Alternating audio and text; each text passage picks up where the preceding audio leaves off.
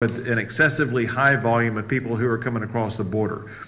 We promised to meet every other week to talk about what is going on, what is needed, what steps need to be taken to make sure that Texas and local officials are better able to address this massive influx. The people in the white hats in front of me, they are the tip of the spear. They're the ones who are having to deal with the most immediate consequences of the incredible large influx of the number of people coming across the border.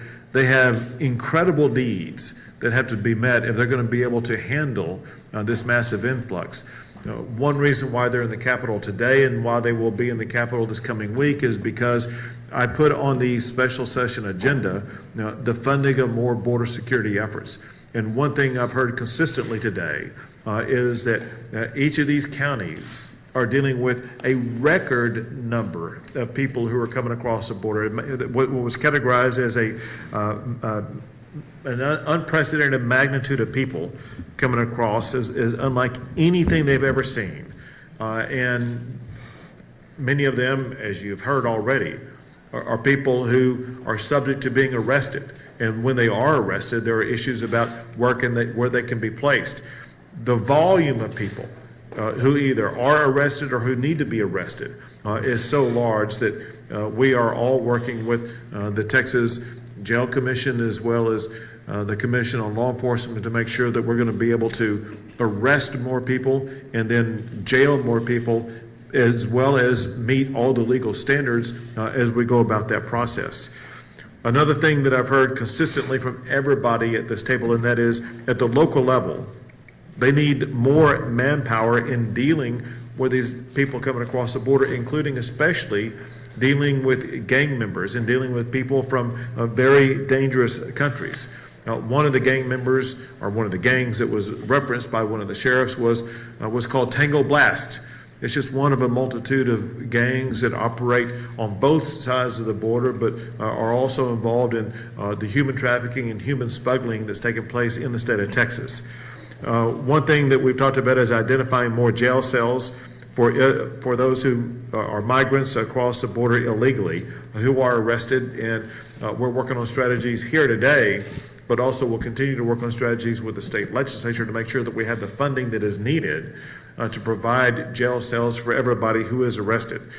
We also need more judges. It's one thing to arrest somebody, but you have to have judicial magistrates to go through the processing of that.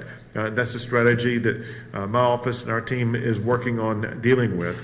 And another concern raised by, I think, literally everybody that I've heard from so far is a massive increase in high-speed chases and dangerous smuggling encounters. When you say those words, it really doesn't capture the magnitude of the danger that our law enforcement officers are going through whenever they go through those high-speed chases, as well as the danger to local residents. When you have speeding cars trying to escape law enforcement in your local community, you never know when those speeding cars are going to be running into somebody, killing somebody who is a Texas resident because of the criminal activity by the people who are involved in the high-speed chases. They're in addition to a massive increase in the number of stash houses that the Texas Department of Public Safety has been involved in interrupting and intercepting. There's also been discussion about stash locations where people are held for a short period of time waiting for somebody to pick them up. There is a coordinated effort on the Texas side of the border among cartel members, among gang members, among smugglers to place people in a certain location for a short period of time only to be picked up by somebody else who will be involved in human trafficking and placing these people perhaps in other parts of the state of Texas as well as other parts of the entire country. And we have people here talking about challenges that they are facing from counties 150 miles inland from the border. A lot of people think that this is a border-related issue, and it is a border-related issue. However, this is also an issue that affects counties across the entire state of Texas, and really goes far beyond that, because the people coming across the border, the contraband they bring, the fentanyl drugs they bring, everything else that they bring across the border doesn't just stay in Texas. that goes to other states across the entire country, which is exactly one of the reasons why so many other states across the country are providing resources to Texas to help us deal with the challenges that we're facing along the border. Bottom line is, because of the current administration's complete abandonment of enforcing the laws that were passed by the United States Congress concerning immigration, there is an unprecedented increase in the number of people coming across the border. And the federal government has, because they abandoned the responsibility, they have left it to the state of Texas, as well as to the counties that are represented here today, to have to pick up the load of responding to the unprecedented number of people coming into our country. Our message to the country is that even though the federal government may have abandoned their responsibility, we are not going to abandon our responsibility. We have here with us today people who believe in the rule of law, people who will enforce the rule of law, and there are others like them across the state. And we are not going to abdicate our responsibility to make sure that we are enforcing the rule of law. We're just working on the strategies that are needed to make sure that the state of Texas is providing our local officials every tool and every resource they need so that they're going to be able to keep their community safe. With that, I'll take a few questions, and then we will continue our conversation. Yes, so Governor, you said before, Governor, you were going to build a wall. A month ago, you said you were going to build a wall. As I recall, you said you don't have a plan, you don't know where it's going to go, you don't know how much it's going to cost, and you don't know how long it's going to take. You and I are exactly the same age. Do you think even in our lifetime that this wall will be built? So, or is it just a cynical political ploy? Yeah, and it's a very uninformed question, but I need to give you the information because a lot has, if you would let me answer the question. That's what you said. A lot has transpired since the last time that we spoke. Okay. And what has transpired, the first step that had to be done is we needed to hire a program manager, and the Texas Facilities Commission has already begun that process, as well as the Texas Facilities Commission has already received bids for building the wall. The cost is coming in lower than what we thought. The speed at which the wall will be able to be built is coming along faster than what we thought. And the money that will be provided for building the wall is going to increase. And so everything is happening candidly at a quicker, more effective pace for us to build.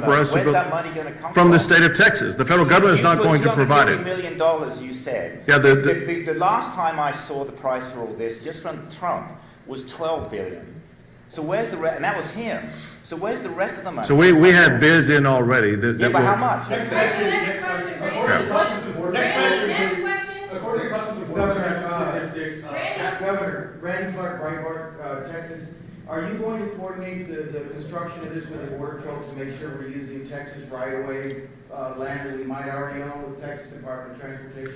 So we already have a large number of mileage that is being offered by residents who own property along the border. We also have a large number of mileage that the state of Texas owns along the border. And so we have more mileage available to us to build a border wall than what has already been built in the state of Texas by the Trump administration.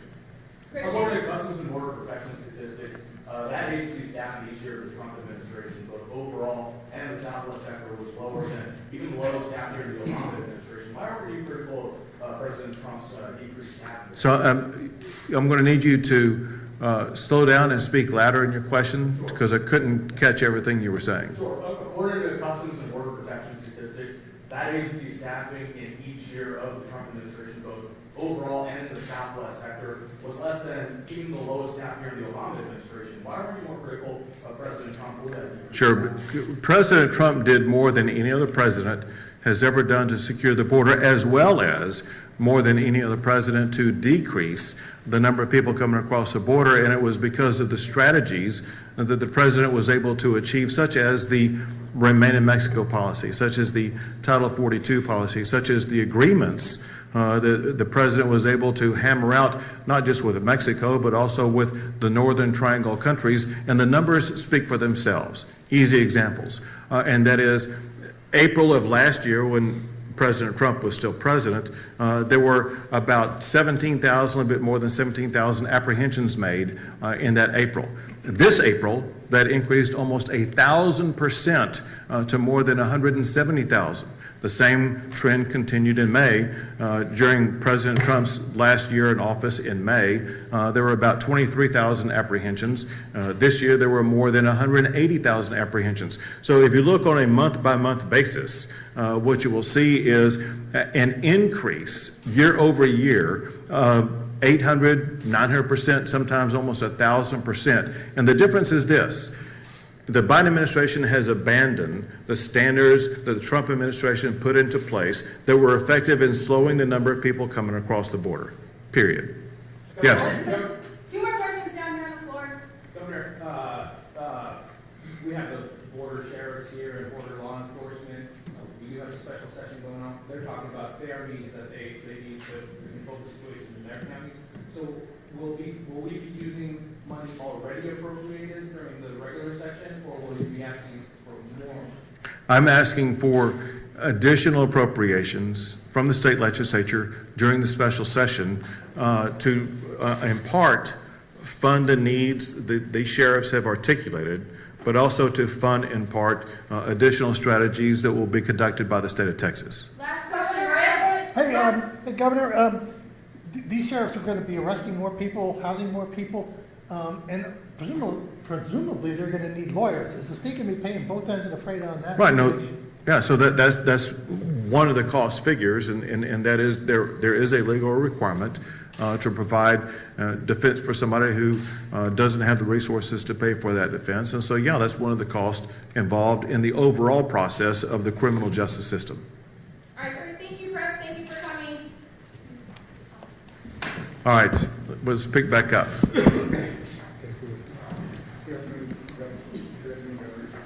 Doesn't sound like it's working. There you go. Good afternoon. Thank you for allowing us here with